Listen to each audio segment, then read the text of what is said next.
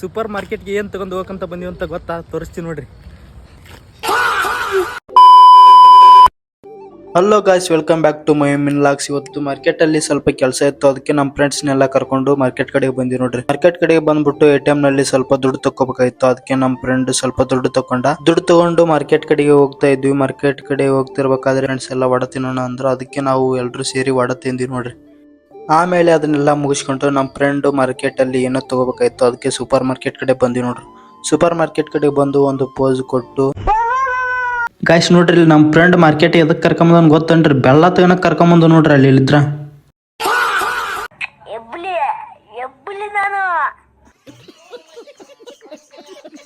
ಆಮೇಲೆ ಅದನ್ನೆಲ್ಲ ತಗೊಂಡು ಹೋಗೋಷ್ಟರಲ್ಲಿ ಆಗಲೇ ಕತ್ಲಾಗ್ಬಿಟ್ಟಿತ್ತು. ಅದಕ್ಕೆ ನಾವು ನಮ್ಮ ರೂಮ್ ಕಡೆ ಹೊಂಟಿವಿ ನೋಡ್ರಿ. ಗಾಯ್ಸ್ ಸೂಪರ್ ಮಾರ್ಕೆಟ್ಗೆ ಏನು ತಗೊಂಡು ಹೋಗಂತ ಬಂದೀವಿ ಅಂತ ಗೊತ್ತಾ, ತೋರಿಸ್ತೀವಿ ನೋಡ್ರಿ.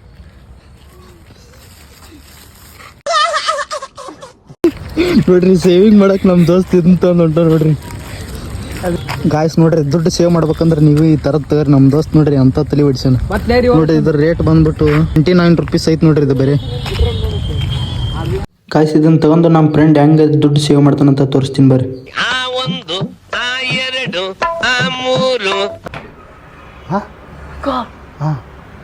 ಈ ವಿಡಿಯೋನ ಇಲ್ಲಿಗೆ ಎಂಡ್ ಮಾಡ್ತೀನಿ. ಈ ವಿಡಿಯೋ ಇಷ್ಟ ಆದ್ರೆ ಫಾಲೋ ಮಾಡ್ಕೊಳ್ಳಿ, ಮತ್ತೆ ಸಿಗೋಣ. ಲೈಫಲ್ಲಿ ಯಾವತ್ತೂ ಯಾವ್ದ್ರಿಂದನೂ ನಾವು ಬೀಳ್ಬಾರ್ದು, ಪ್ರತಿಯೊಂದು ನಮ್ಮಿಂದ ಬೀಳ್ಬೇಕು.